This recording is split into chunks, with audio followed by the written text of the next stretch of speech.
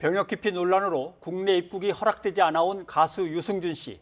정부를 상대로 제기한 비자 발급 거부 취소 소송에서 올해 초에 최종 승소를 했었죠. 그렇습니다. 그런데 이후 유 씨가 다시 비자를 신청했지만 또다시 거부당한 사실이 확인됐습니다. 이현아 기자와 알아보겠습니다. 네, 이 기자. 네. 예.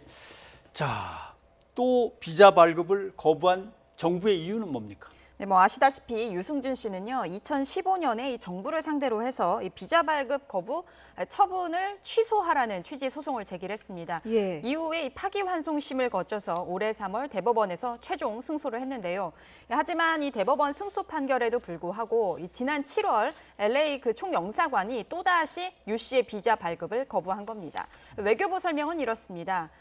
지난 2002년 병역 의무를 이행해야 하는 시점에 유 씨가 국적을 바꾼 사실이 국가의 안전보장과 또 질서 유지, 공공복리 등 이익을 해칠 우려가 있다는 겁니다. 예, 그런데 대법원에서 최종 승소했는데요. 외교부가 다시 거부했다는 게 선뜻 이해가 되지는 않는데요. 네, 물론 이 부분 좀 자세히 이해를 하시려면요. 당시 대법원의 판결 내용을 다시 들여다봐야 합니다.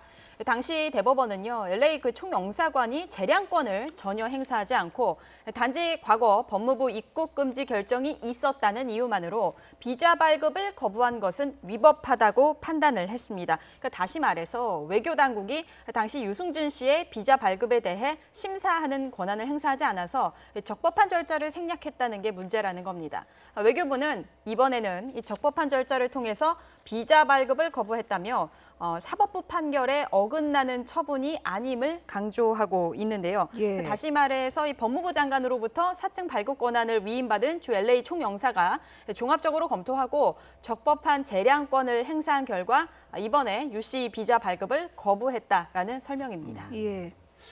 좀 복잡하긴 합니다만은 따져보지도 않고 거부했다와 이번엔 따져봤다.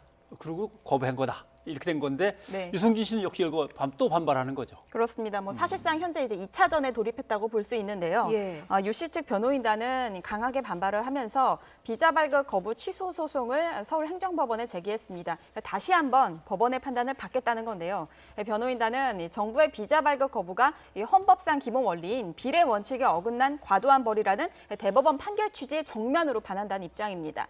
때문에 유승준 씨에 대한 입국 금지를 둘러싼 논란과 법적 공방은 계속될 것으로 보입니다. 예. 네, 쉽지는 않아 보입니다. 열어주고 대중문화예술인이니까 대중의 판단을 한번 보자라고 하는 이제 의견도 있는 것 같고 열어주지 말자는 의견이 아직도 꽤나 남아 있다 이렇게 이제 생각하는 쪽도 있는 것 같고 그렇습니다.